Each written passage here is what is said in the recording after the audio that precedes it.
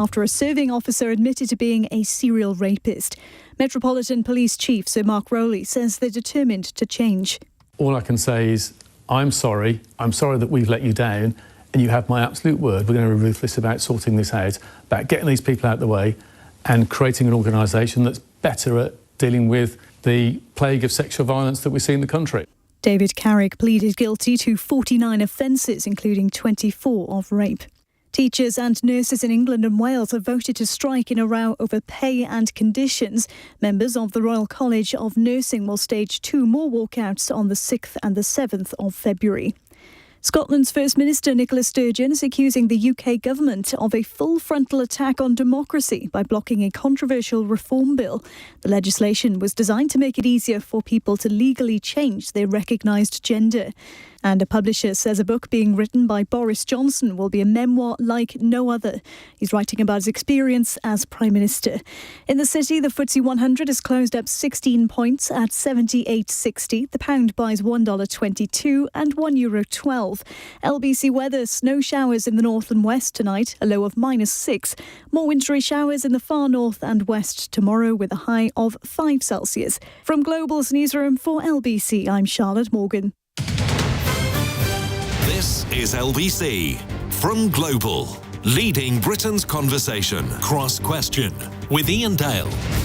Hello, very good evening. It's 8 o'clock on LBC. I'm Iain Dale. Welcome to Monday's Cross Question. Let me introduce you to my panel. Douglas Ross is leader of the Scottish Conservatives, an MP for Moray and also an MSP for the Highlands and Islands. Next to him is Rebecca Reid, columnist for the Daily Telegraph. Welcome. Ellie Reeves is Labour MP for Lewisham, West and Penge, and Shadow Prisons Minister. And Michael Crick joins us, political journalist and author. I'm still wading through his biography of Nigel Farage, which is absolutely excellent. Now, we have lots of subjects that you might want to phone in about tonight, but in the end, it's your decision. You set the agenda. But I think the fact that this breaking news this afternoon that the government is going to veto the Scottish Gender Recognition Reform Bill, that might possibly come up. I'm sure Douglas really hopes it will.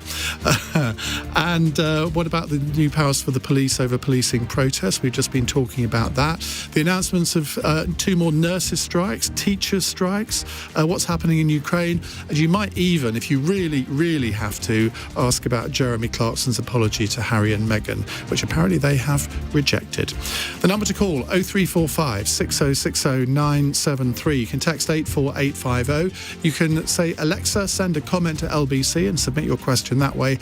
And of course, you can watch us on Global Player.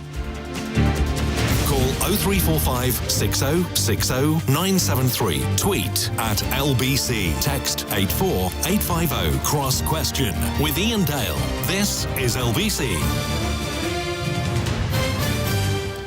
Let's go to our first question. It's from Maxine in Bushy. Hello, Maxine. Hello, Iain.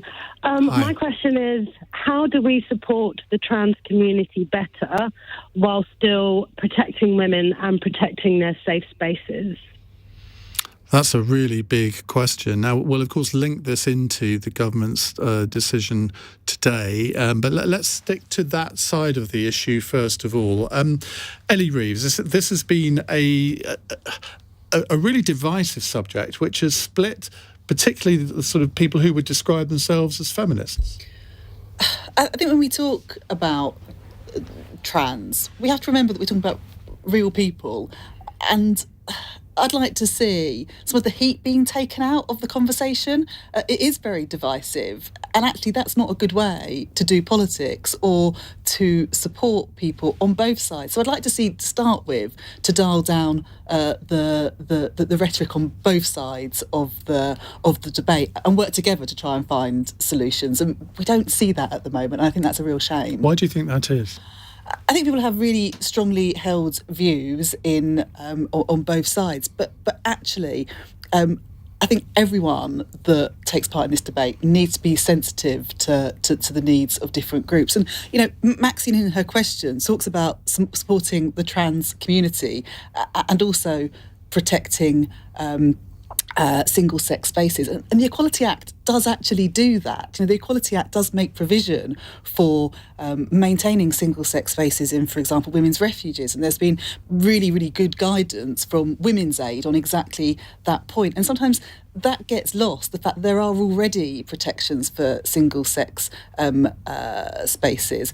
Maybe the guidance needs to be a bit stronger on that, or a bit clearer, so that businesses know their rights and responsibilities, for example. But those protections are there, and I think it's important to remember that. Michael? Well, I think there has been massive progress in the last 10, 20 years over trans rights and the needs of trans people. But I think at the same time, we're in danger of rushing ahead and reforming things in a way that is counterproductive, that it reduces women's rights in certain fields. And I would, my essential argument would be more cautious, spend more time, think about what we're doing, look at the effect of what we've already done, and consider it. And I think there are pressures in politics right now to rush ahead, and I think we've seen this in Scotland recently, at a time when we need to be. It's one of those areas we need to think more carefully, and we need to resolve some of these issues before we act. And the debate has become incredibly fraught. It's the nastiest debate in politics, frankly, right now, to the extent that a lot of people are unwilling to express their views. I mean, I remember attending a huge meeting, it was actually, held in Brighton when you, in the Labour Party, held your conference there, what was it, the year before last? And they had to hold it in secret. And outside, there were all these people, attacking us as journalists verbally and blowing trumpets in our ears and being incredibly unpleasant. And that's all got to die down and stop. We've got to be calm, and we've got to be considerate and sympathetic and empathetic to the needs of trans people. But also, we've got to think about how we preserve and extend the rights that women have fought for, and men with them, over so long, and it's not a pleasant situation right now. Rebecca Reid. I think the person who asked the question was called Maxine. Yes. Right. So I wanted to commend Maxine for the thoughtfulness in the way that she phrased it, because I so rarely hear somebody ask a question which centres both groups, both cis women and trans women, in the middle of the conversation. And she wasn't asking from a point of view of either one or the other. She was saying, how do we balance it? And I think if more people thought like Maxine, we would honestly be having a much better conversation. What I would mostly say is that it's become a sort of political gotcha. This thing about like, who has a cervix? Who has a cervix? What makes a woman?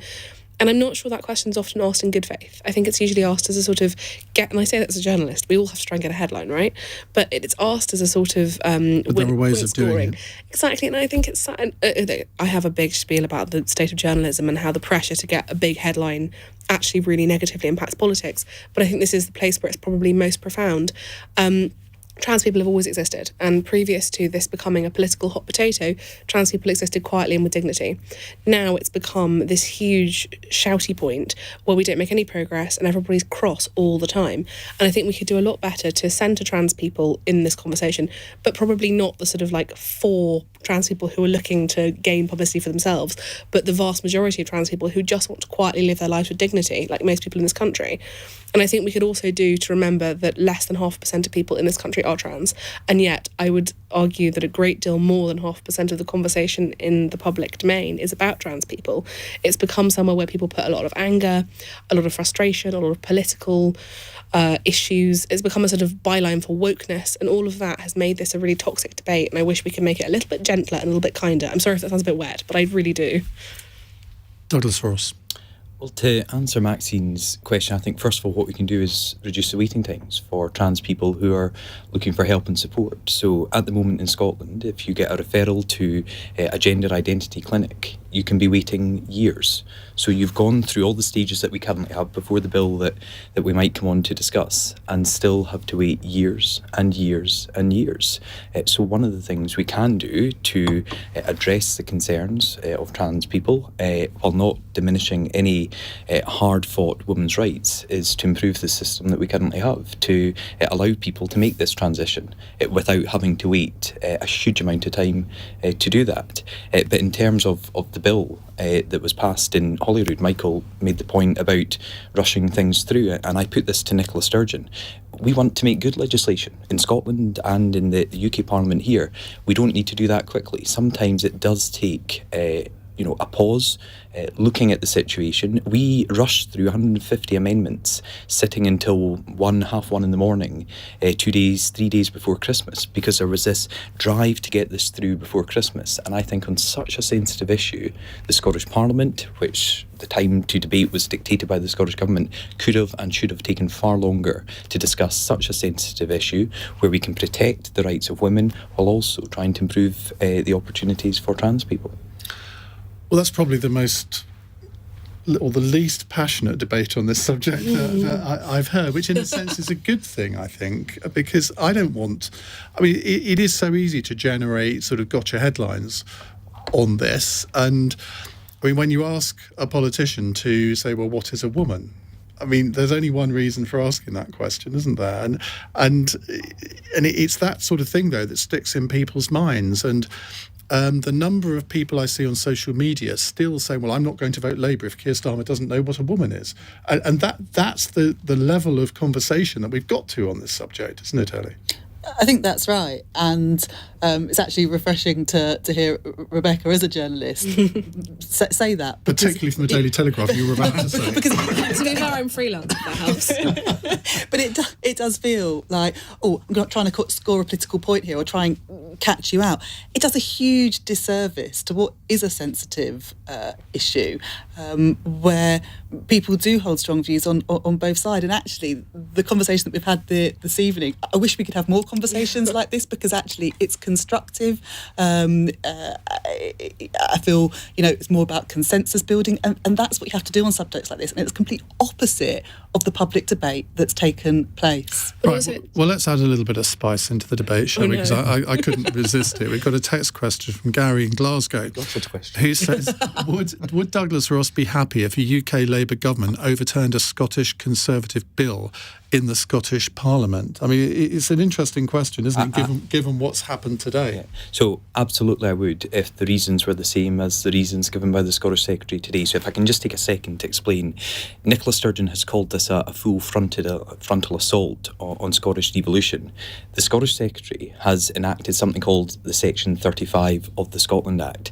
The Scotland Act that actually established the Scottish Parliament. It was passed by the Labour government and written by Labour politicians in 1998, supported by the SNP, and the very act, she says, is an assault on devolution, actually created a devolved Scottish Parliament. So what exactly does Section 35 say? So Section 35 allowed the Scottish Secretary 28 days from the passing of the bill to refer it back to the Scottish Parliament, to the presiding officer, and not grant royal assent. If time had elapsed, it would go to the King to be signed off and it would become law. It is now referred back to the Scottish Parliament and the Scottish Government, and so suggests it is not a veto. You said that. You said that. Well, I portrayed it. Yeah. You said that in the introduction, and I wasn't going to interrupt you in your introduction. But it is asking the Scottish Government to reflect on the concerns that the UK government has. As I say, this is the first time Section 35 has ever been enacted. But it was placed there for a reason, and the very reason that we now have, that this legislation, in my view, seriously damages the rights of women. It really does. It risks the rights of women and girls, and we tried to pass amendments to strengthen the bill to stop it doing that, and they were rejected by the Scottish Government and indeed by parties across Holyrood except the Scottish Conservatives.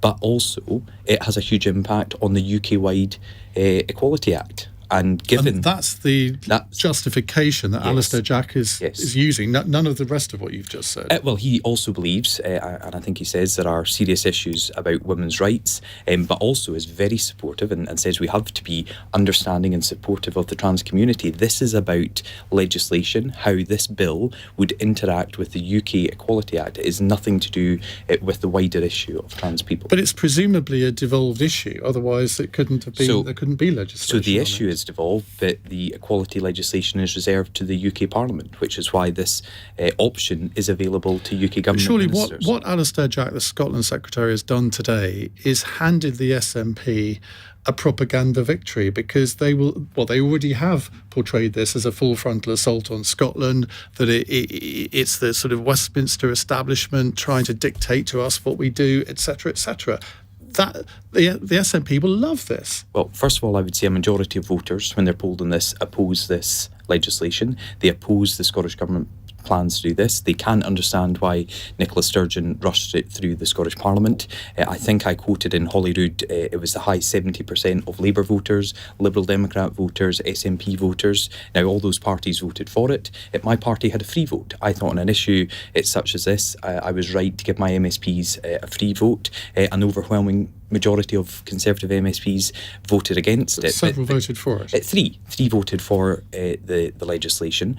But what Nicola Sturgeon is trying to say somehow to use a power that was written into an act that her party have supported, a Labour Party developed. This is not a Conservative attack on devolution. It's not an attack on devolution at all. This is devolution working. But from the SNP's point of view, it doesn't really matter. It doesn't matter what the issue is. The fact is that, I mean, OK, I maybe shouldn't have used the word veto, but that's how it's going to be portrayed in the SNP supporting Scottish press tomorrow, isn't it? Well, thankfully, not all of the press in Scotland support the SNP, so I hope we will have a range of views in the media in Scotland tomorrow. But you're right, this has been used as a tactic before by the SNP. I won't go into all the details. There was something called a UNCRC bill, which was about the United Nations Convention on Children's Rights. They passed legislation in Scotland that was asking UK government ministers to do something. That was out with the competency of the Scottish Government, and it went to the Supreme Court. That was referred back in a similar way, not with a Section 35, back in October 2021 to the Scottish Government, and they did nothing with it since then. So they kicked up a big fuss to say, why are the UK Government taking us to court over this legislation? When the court ruled on it and gave it back to the Scottish Government, it's sat dormant now for over a year. How was this decision reached? Did Alistair Jack consult you, or did he inform you? How does it work? I speak to Alistair a lot. We are colleagues. This was discussed with the Prime Minister, with the Cabinet. It's a UK Government decision, and there will be a statement in the House of Commons tomorrow, I understand, by the Scottish Secretary, and a letter went to the First Minister and the Presiding Officer of the Scottish Parliament. And just to be clear, you support this decision 100%? I support this decision because I want to see an improvement in this legislation that will protect women's rights, and will see legislation that can work across the United Kingdom. Because at the moment, people could travel from other parts of the United Kingdom to Scotland to get a gender recognition certificate for a new gender, having lived in that gender for only 3 months rather than 2 years at the moment. Crucially, it also reduces the age from 18 to 16. These are all issues that we as Scottish Conservatives raised during the debate, had serious concerns about, put forward reasoned amendments on it, and didn't get the support of the government and indeed other parties. Ellie Reeves, what's Labour's position on this? Because Keir Starmer, I think on LBC this morning, sort of said that he didn't support this Gender Recognition Act. Will you support the government in what they've done? Well, this is a bill that's an SNP bit of legislation. It's not something that the UK Labour Party brought forward or would the Scottish Labour Party voted for it in the Scottish Parliament.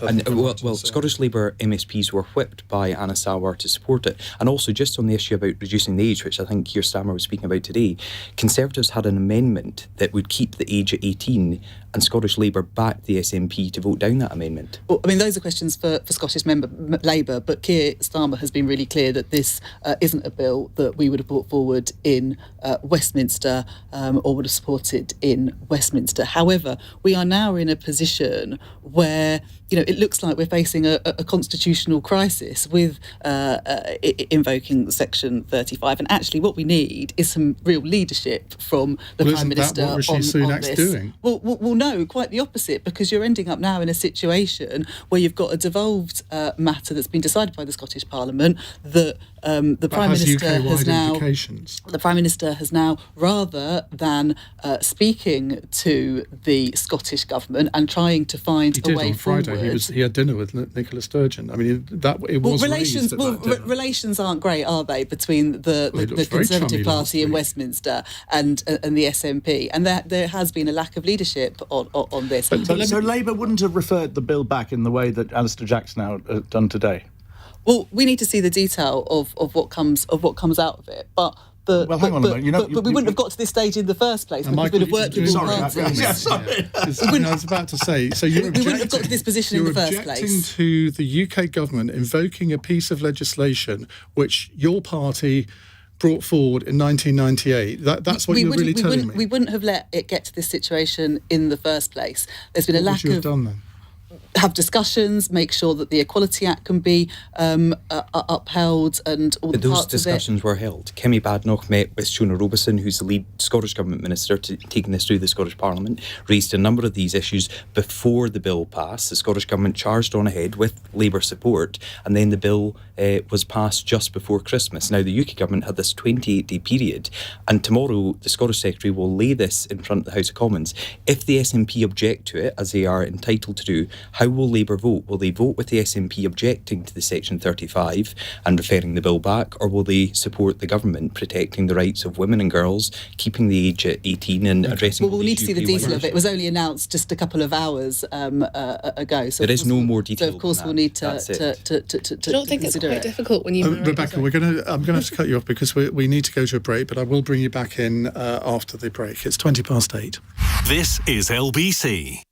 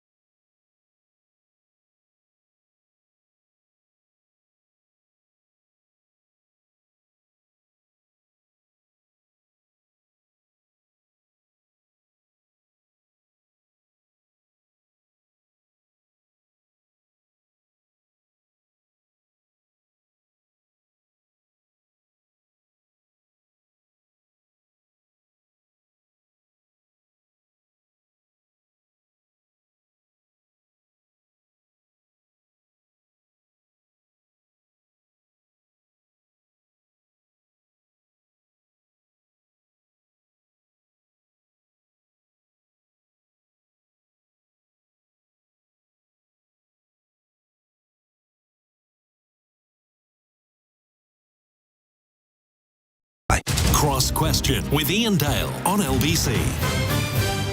8:22. Just before we come to our other two panellists on this issue, Corey has just put the exact text of Section 35 of the Scotland Act on my screen. It says the Scottish Secretary may, this is a quote, may make an order prohibiting the presiding officer from submitting the bill for royal assent. That, in any other language, is a veto, Douglas. Yes, but as I say, it goes back to the Scottish Government and the Scottish Parliament, and they can bring forward amendments to deal with the issues. But if they don't, then it would be a veto. Well, then the bill falls because it can't get royal assent and be enacted. But there are opportunities, as with the UNCRC bill, for the Scottish Government to say, OK, or, the point that we've missed is they can appeal. This can go to court. And if the Scottish Government believe that actually their legislation doesn't impact or infringe in any way with the UK Equality Act, they will win. So what's the problem? And of course, if they lost, that would be quite a humiliation. And it would also back the position that the Scottish Secretary's taken. Well, this is going to be great fun over the next few months. Rebecca Reid, I cut you off in your prime. Oh, well, I mean, my prime. I think I'm past that probably. No, I was only going to say that I think you've got a complicated issue when you marry up a really hot button emotive topic like trans issues and then a fairly dry sort of legislative, you know what I'm trying to say, issue. Been on the chin. I wish. No, I've been with baby all day. But no, I think muchness. I think the issue is you've got two things that are clouding and you're not having a proper conversation about either of them. Trans rights are really confusing. Devolution is very confusing. And if you marry them up, all you end up doing is you start having a conversation about what it means to have individual parliaments and then someone takes a swipe about trans rights and then you go back and forward all day. And realistically, it would be better to try and divorce the two and have a dry, sensible conversation about legislation and then a bigger, more well-moderated, emotional conversation about trans rights. Michael Crick. Well, I think the Scottish Government has got to be careful here. As Douglas has pointed out, that the figures, most Scottish people don't support this bill by, between 2 or 3 to 1, according to John Curtis. And if they're looking for a weapon with which to beat the London government, I don't think this is it. I think the other thing that all people have got to be more careful about on this issue is that it's in danger of becoming a huge diversion at a time when it isn't actually the priority for most people. Most people are desperately worried about their finances. Vast numbers of people are on strike or about to go on strike. And so the political class in both London and Edinburgh, I think, have got to be careful. OK, let's move on to another question. It's a text question from Shuvik in Eltham. How would you make the criminal justice system work better for women? Now, I guess this is an allusion to this terrible case today, the Metropolitan Police Officer David Carrick, who's admitted to 48 cases of rape, more cases of sexual assault as well. So we don't want to just concentrate on that, but there's a wider question as well. Rebecca, let's start with you. I think I'm going to make myself very unpopular, but I think I, broadly speaking, believe in defunding the police. I think that what's happened is that the police recruit a very specific type of person very often, and this is broad brushstrokes, but it is largely true, who has some trauma very often from having been in the military, who isn't given the correct amount of support, and therefore brings that trauma into the role, or who has left school quite early and therefore is quite emotionally immature. But there are a lot of people in the police, and I'm not saying all of them, there are a lot of people in the police who shouldn't be there. We know from the reports about sexism and all of the other issues that have come through that there are a lot of people in the police who shouldn't be there. Then you double on the issue of police are expected to be social workers as well as what they're actually supposed to be trained to do. It's not reasonable to expect police to be able to do all of the social work they're expected to and to be sorting out people's individual personal issues. I personally would defund the police as it currently exists, and I would have a sort of emergency service which literally breaks up fights, comes to riots, that sort of absolute physical problem. And then I would much better fund other social care, because I think the majority of police issues could be addressed without needing to have a police service that exists as it currently does. But I do appreciate that as a very unpopular, quite American view. Do you not also think it's a very generalised view? I mean, you basically stigmatised, you did caveat yourself a little bit, but you basically stigmatised a lot of police officers who will be listening to this programme. And I'm thinking of somebody I used to employ in my publishing company who, much to my astonishment, decided to leave the world of publishing and go and join the Metropolitan Police, who does not fit your stereotype there at all. And I am fully willing, listen, there are good police everywhere, there are good police, but there are more bad police than there should be. And if you look at sort of in every average industry, there are bad journalists, there are bad actors, there are bad vets. But I would say that the percentage is probably roughly consistent in most industries. It is disproportionately high in the police. Is it not because we tend to... these cases tend to make much bigger headlines than if, say, for example, I don't know, a flower shop owner had committed the same offences? I'm not sure. I think from the research that came out over previous significant cases, it seems like sexism is very, very deeply entrenched in the police force. And to be fair, it's probably quite a stereotypically masculine role, and there is a whole conversation about what happens when you get a great deal of men together and they are able to have conversations, particularly in WhatsApp groups, which they feel are monitored. But the reality is, when I walk the streets, I don't want the person who is the authority figure to be somebody who's in a WhatsApp group exchanging messages which dehumanise women. And that is something that is happening. And it's not happening once in a blue moon. It's happening more frequently than it should. Ellie? I think there are huge problems in the police, and particularly the Metropolitan Police. The news today about Carrick was just absolutely awful, sickening. And I think for many women in London, they will think, it's just appalling. How can we feel safe walking on the streets? It is one case after another. And actually, it's something that should have been got to grips with by now. We know there's this culture of misogyny in the police. Why isn't it be tackled? We know that there are police officers that are, from engaging in misogynistic, racist, homophobic chats on WhatsApp groups to now being convicted of rape. And more needs to be done. You could have far better vetting procedures, misconduct procedures, so that there is zero tolerance. There isn't zero tolerance at the moment. Carrick, as I understand it, was able to keep his role in the police, was handed back his firearm whilst under investigation whilst allegations of rape have been made against him. There needs to be far better vetting, checks and misconduct procedures. And we haven't seen that. And the Home Secretary hasn't brought that forward. You just wonder, when there was a period for 5 years when we had a female Metropolitan Police Commissioner. We've had various female Home Secretaries over the past, in fact, most of them have been female over the last 10 years. What more does it take? It needs to be sorted out. We need those procedures in place, which we just haven't seen. How on earth a police officer accused of rape can continue in his role is just beyond me. And actually there's a problem not just in the police but the entire criminal justice system. And I think in the question it talked about women in the criminal justice system. Only 1 in 100 reported rapes results in a charge or a summons, for example. Labour have been calling for specialist rape courts to fast-track rape cases through the system. People are waiting 3 years for their case to get to court. People are dropping out of the system because they don't feel supported, or the criminal justice system is on their side. They feel like it's working against them and not for them. And women tell me this day in, day out. Your constituency falls within the Metropolitan Police area. Yes.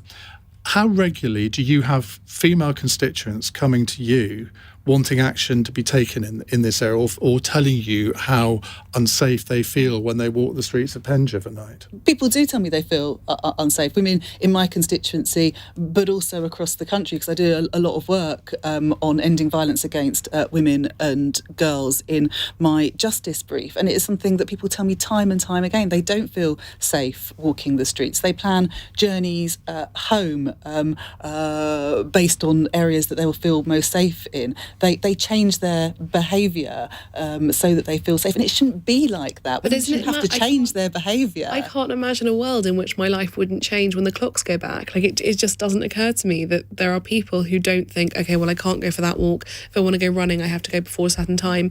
The idea that I can walk across the common at night is just mind-blowing. But I do it myself. The route from my constituency office to my home, walking, changes depending on whether it's light or dark, and it takes me a lot longer to walk home if it's dark. Yeah. I'm probably going to sort of incriminate myself here, but last night I was driving along the road from Tunbridge Wells to my home just outside Tunbridge Wells. It's 6:30, it was dark, and it was a main road, and there was a woman jogging along, and my first thought was, is that wise? Yeah. And I'm thinking, but as I think about it now, that said possibly more about me, thinking, well, it's not safe for her to be out doing this in the dark. She shouldn't have to think like that. She clearly didn't. So I grew up pretty much in Tunbridge Wells, and it does feel slightly safer than London. But yeah, when I see a woman, I remember in the Sarah Everard case, the two things I thought were most shocking were that a beautiful young woman had been murdered and that she walked over the park. And the fact that I even had to think, oh my God, that was really brave that she did that, is insane. But I was shocked that she walked over. I don't touch grass with my feet in the dark in the winter. matter. I just don't. And most women I know live in fear, but it's low level. You don't think about it every day. You just change everything you do all the time. Just as you're walking through past a big group of men, you cross the road. If there's a guy walking behind you, you walk faster, you take your headphones out. It's just all these small behaviours that we do that shape us as people to stay safe. We're going to come to our other two panellists in just a moment. It's 8:33 on LBC. Let's get the latest news headlines from Charlotte Morgan. The Home Secretary says the standards and culture of policing needs to change after a serving officer admitted to being a serial rapist. David Carrick's pleaded guilty of 49 offences, with rape accounting for half of them. Teachers and nurses in England and Wales have voted to strike in a row over pay and conditions. Members of the Royal College of Nursing will walk out in 3 weeks' time, while the NEU's confirmed 7 days of industrial action for school staff in February and March. And Scotland's First Minister Nicola Sturgeon is accusing the UK government of a full frontal attack on democracy by blocking a controversial reform bill. The legislation was designed to make it easier for people to legally change their recognised gender. LBC weather: snow showers in the north and west overnight and a low of -6. LBC.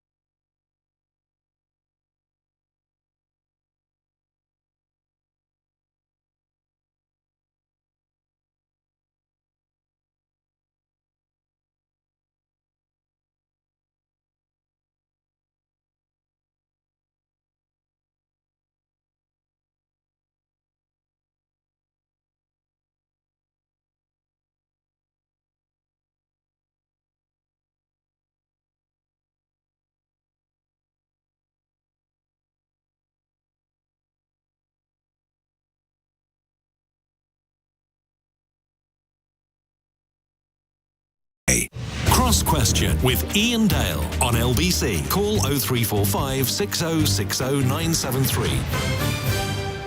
Steve on a tweet says, Tunbridge Wells is no longer the nice place I grew up in. It saddens me. Well, my partner, who's lived there all his life, would probably agree with you. Let me reintroduce our panel. Douglas Ross is leader of the Scottish Conservatives. Ellie Reeves is Labour Shadow Prisons Minister. Michael Crick, political journalist and author, and Rebecca Reid, columnist for the Daily Telegraph. Now, we were halfway through answering Shuvik's question, how would you make the criminal justice system better for women? Michael Crick, is this a difficult one for a man to answer? Yes.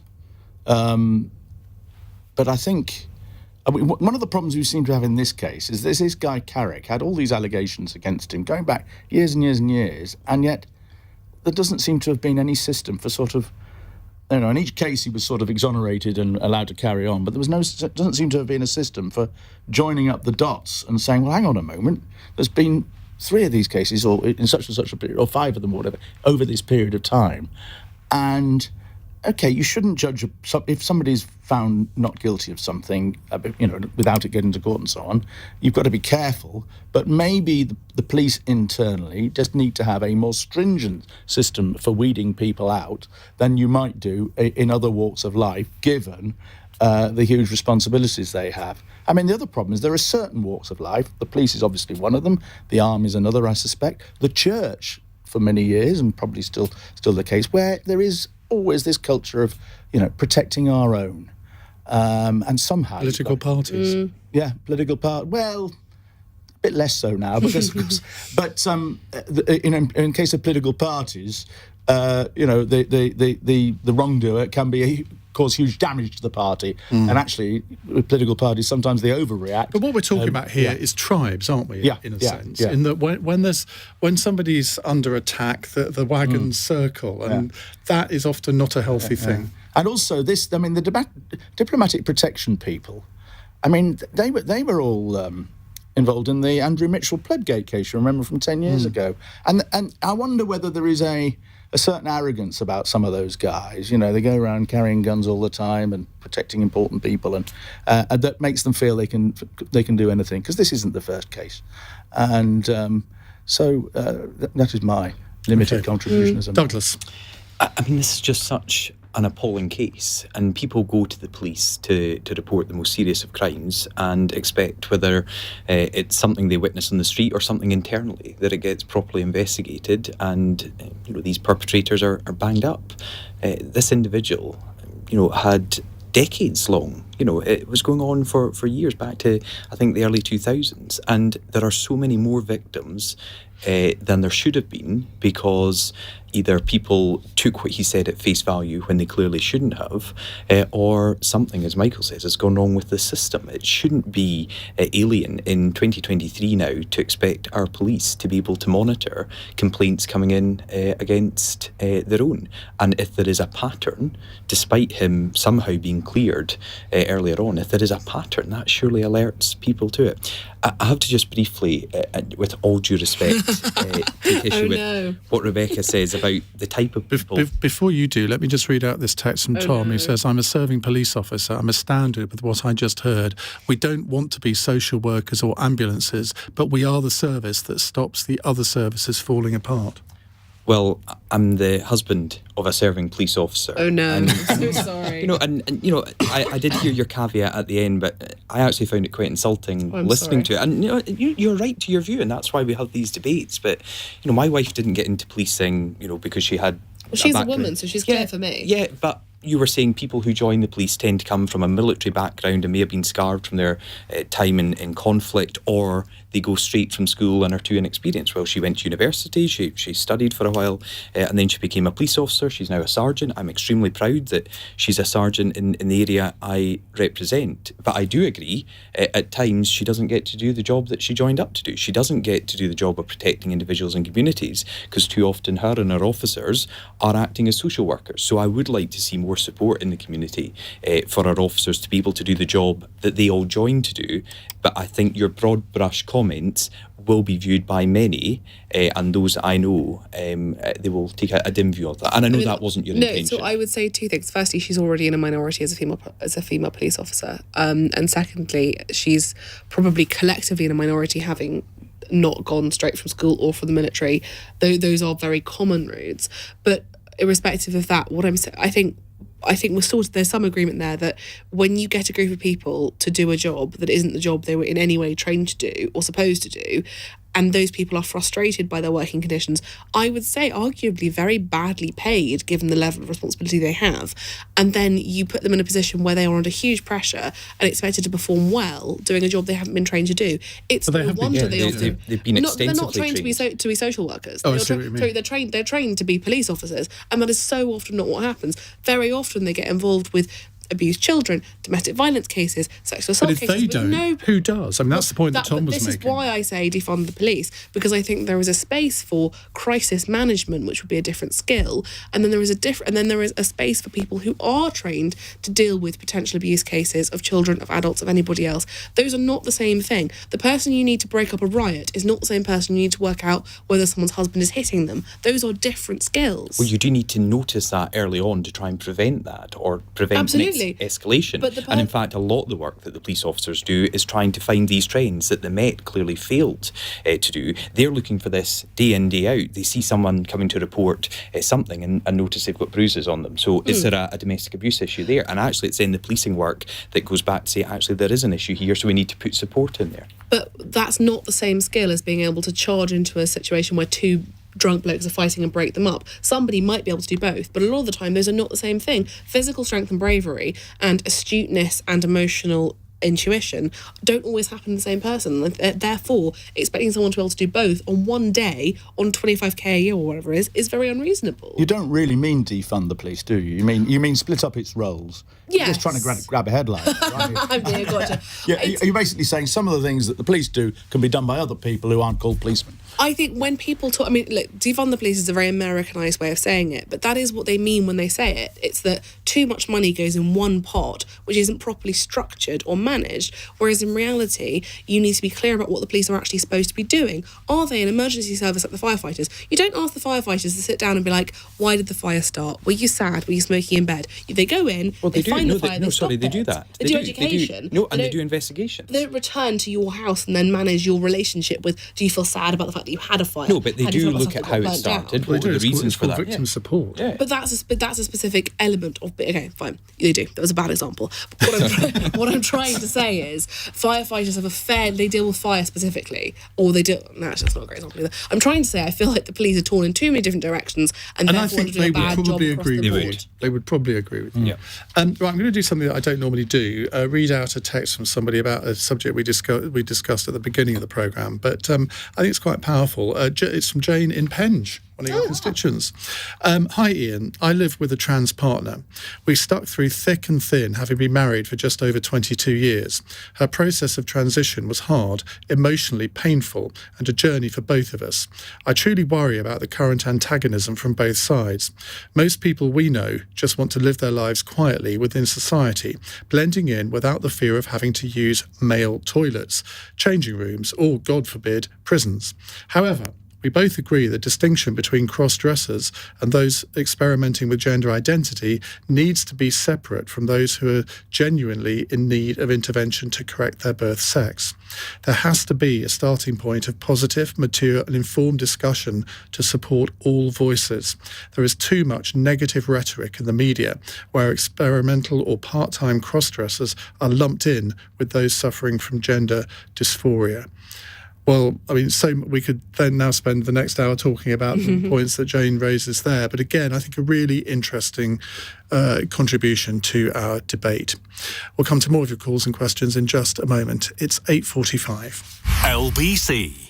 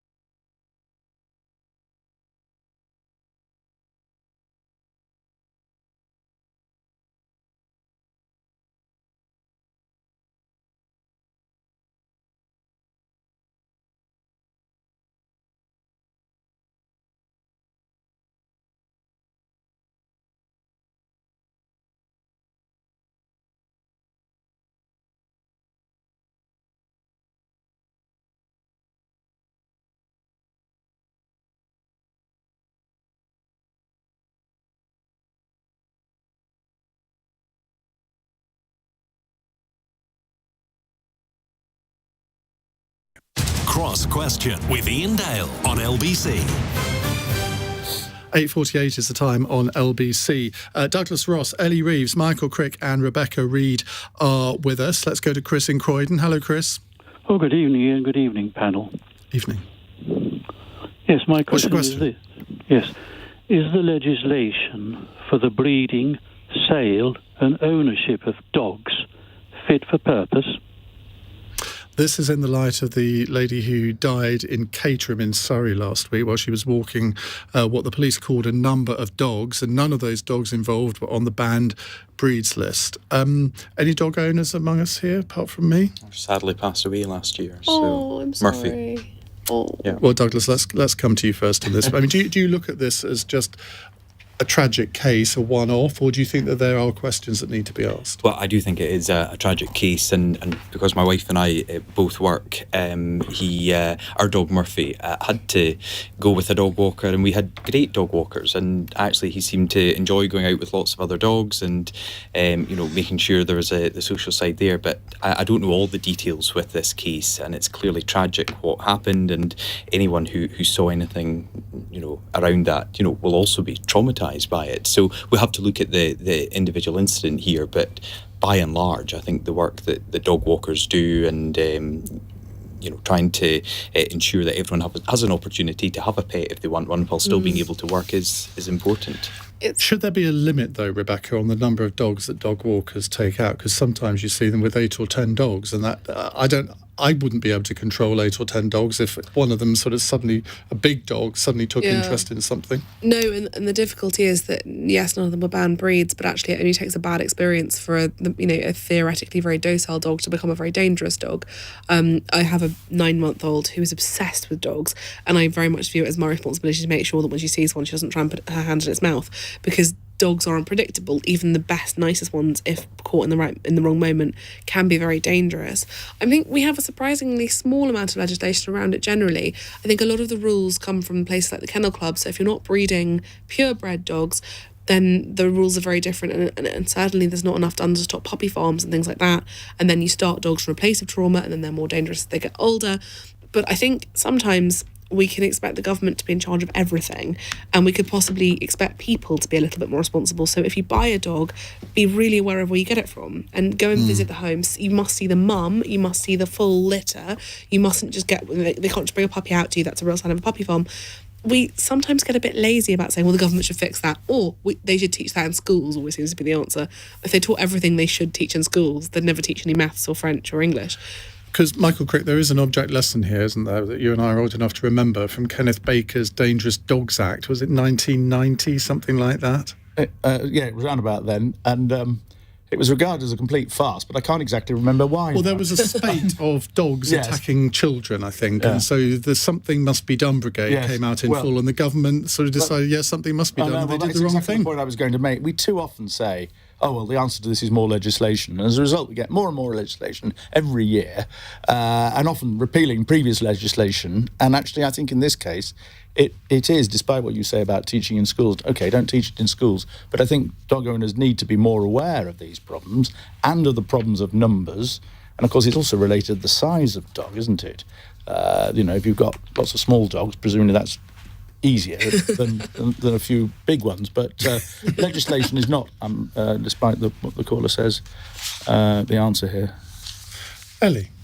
Well, this case was a real tragedy, and I don't know all the details of what happened, but I've read the reports that there were a lot of dogs involved, and I don't want to see anything like that happen again. I think I saw in Parliament today there was a debate going on in Westminster Hall about dog breeding, but I was in the main chamber discussing strikes, so I didn't catch it. But I do think it's something we need to have a serious debate and conversation about. But not rush to legislate. Definitely not rush to legislate, but certainly to consider. Right, Brian in Wolverhampton wants to know this.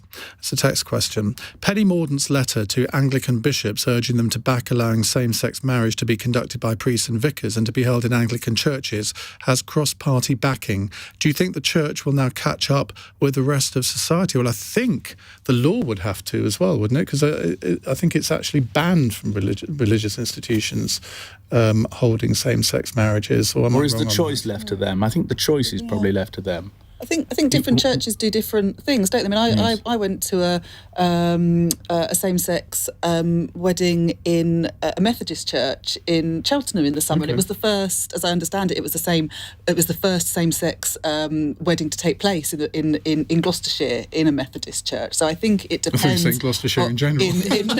In a Methodist church in Gloucestershire. But do you think the Anglican Church will ever agree to this?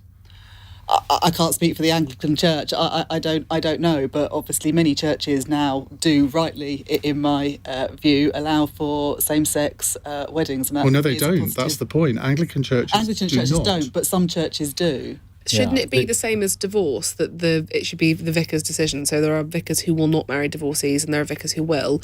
And if you are a parishioner who has a relationship with the vicar, he can choose to suspend any prejudices, using that word lightly, and then marry you. But that if you are a divorcee from London who just really likes how nice the church looks, they're unlikely to welcome you in. It was the relationship with the vicar bit that worried me. I mean, gradually the Anglican Church has been moving in the direction of, I mean, made lots of changes over the last 20 years. But of course, the problem with the Church of England is within the wider Anglican communion worldwide, and there are lots of members of that communion, African Anglican churches, who are very anti-gay, and they have to move slowly because of that. But it will happen in the end. It'll just be a lot slower than most of us would probably like. I was trying to remember. I think it was this summer just past that the General Assembly of the Church of Scotland moved its position on this, and I think it was more, along the lines of what we've heard. So there has been evolution on this since the legislation passed. And I think it's right. I think while there has been opposition in the past, where people can see there are opportunities for ministers to take individual decisions, then I think that's very much welcome. And as I say, I think this was thought it was going to be more controversial when it came in front of the General Assembly, and actually it wasn't. It passed very easily. Now, this next question, you've each got 30 seconds to answer it, from Paul in Paisley. Would the panel waste their time reading a book written by an inveterate liar? Now, I'm going to leave it to you to work out who we mean by, or who Paul means by this. Douglas Ross, you've had a tempestuous relationship with Boris Johnson over the years. Well, I might just flip to the back, see if my name's mentioned or not. And that would take me about 30 seconds, so that would get through it. I'm not a huge reader of these kind of biographies, and there's a lot coming out just now, I noticed. So, it was interesting to see that announced earlier on today. Rebecca? That wasn't the inveterate lie I thought we were talking about. I thought we were talking about another redhead. Not that I necessarily think there's a lie. I think you should read everything. I think it's important, and I have read it. I haven't read that one. I've read another recent one that was controversial. I think if you want to have an opinion, you must read it. Unfortunately, that doesn't mean giving the person money. But yes, I would always read it and then make a judgment first. Michael Crick? Well, like you, Ian, I probably read far, far too many books about politics and about history, and not enough fiction. And with Boris Johnson's book, I get the opportunity to do both. Very clever. I've also got some very good works of fiction you can read. Ellie? I doubt I'll be reading it, but that's largely because I have so many more pressing issues to deal with that I probably won't get round to it. I published a couple of books on prisons, but very good they were too. Right, our final fun text question, this one, from Gordon. Doesn't say where Gordon's from. Jeremy Clarkson has offered a personal apology to Harry and Meghan over that controversial column in The Sun. Is there anyone who the panel feel they should have offered an apology to in the past, but didn't for whatever reason? I'm tempted to come to Michael Crick first. I don't know why, but I'm going to go to Douglas Ross first. Well, I was hoping Rebecca might say my wife for her earlier. No, I'm kidding. Probably the answer is yes, but I can't think off the top of my head. Nicola Sturgeon? Ever been a bit cruel to her? No, I don't believe so. We don't have a particularly cordial relationship, but that's not something I'm going to apologise for. You don't have drinks together after First Minister's questions? No, we do not. It might end up being thrown over me at one point. But Rebecca? My mum, I was the worst teenager in the world. That's the Were best thing you? to start with. Absolutely. I How was a so? nightmare. Do tell. Oh, well, they sent me to boarding school 4 minutes from my house. That's how bad I was. That's the investment they were willing to make to get rid of me. That's child abuse. I think I was abusing them. Oh, my God. Michael, I'm really shocked now. I'm so sorry. Michael. Well, in light of what Rebecca was saying earlier, it's all the politicians to whom I asked gotcha-style questions in order to grab headlines. So there must have been one in particular that you think, actually, I could have been a bit kinder. Well, there was an occasion when Peter Mandelson was in trouble, and I asked him, are you going to tell any lies today, Mr. Mandelson? which was an appalling question. And actually, I did apologise to him anyway. But there you are. A second apology, Lord Mandelson. Ellie Reeves. I think it's a really difficult one, and the first thing that pops into my head is just, are you always doing enough for your constituents? And I think as a member of Parliament, that's something that always weighs heavily on you, just in terms of casework, because many constituents are struggling at the moment, and also raising issues on the floor of the House. Oh, come on. This is not the kind of answer we want here. And you always think, am I doing enough? I'm going to ask a follow-up now. So, given that Rebecca was such an awful child, teenager, there must have been something that you did to your sister Rachel that you would like to publicly apologise for. Or her to you. Well, I mean, I was very much the younger sister, and I think Rachel at times was quite long-suffering with me. So, yeah. So there is something. Blanket apology. Just go for a blanket apology. Right, OK. That was a great question. Thank you all very much. Douglas Ross, Ellie Reeves, Michael Crick and Rebecca Reid. I'm still reeling from your childhood, Rebecca. I think we need to discuss this a lot more. Right, in the next hour, we're going to return to the subject of the UK government. I'm going to be careful here. I'm not going to use the word veto, but the UK government referring back the Scottish government's Gender Recognition Act. Is this playing into the SNP's hands? Will most SNP politicians be chortling tonight, drinking a toast to Rishi Sunak for making their life easier? I don't know. I want to hear what you think. Does this bring Scottish independence one step closer? 0345 6060 973 is the number to call here on LBC.